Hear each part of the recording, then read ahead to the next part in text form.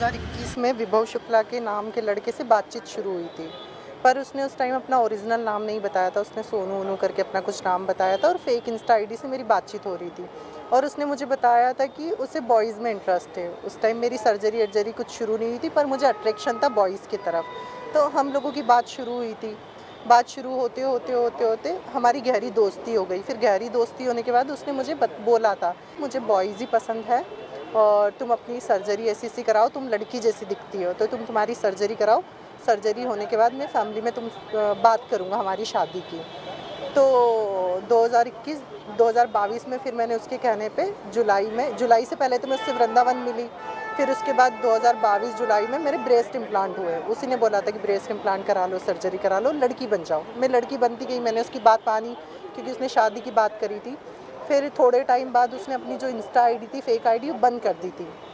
मेरे कांटेक्ट में भी नहीं रहा था। फिर 2023 की होली मार्च में वो मुझसे मिला। हम लोग एक ही आश्रम में रुके थे, कोइंसिडेंटली वो वहीं रुका था। तो हम दोनों की आमने सामने मुलाकात हुई। मैंने उससे वहाँ पर बात नहीं करी। उसने, मेरा दोस्त है कार्तिक, उससे मेरा नंबर लिया, मुझसे कांटेक्ट करने की कोशिश करी। फिर भी मैंने उसकी कॉल अटेंड नहीं करी। उसने मुझे इंस्टा पे मैसेज किया, मैंने तब भी बात नहीं करी। फिर वो मई में मेरे घर आया, मुझे बिना बताए 27 मई को मेरे घर आया, बुके वुके लेके आया। मेरी मम्मी से बात करी कि मैं विभव हूँ, कानपुर श्याम नगर में रहता हूँ, मेरा कैफ़े है निर्वाणा।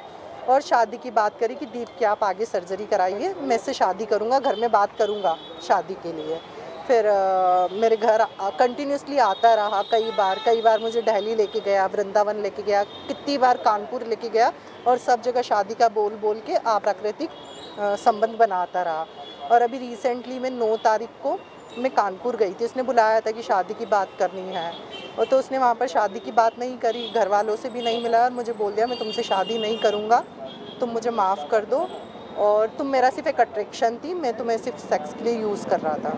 आप थाने पहुँचे थे, क्या एफआईआर दर्ज कराई थी? 377 एफआईआर उन्होंने दर्ज करी है। इसने मेरे को एक बार धमकी भी दी थी मारने की, कि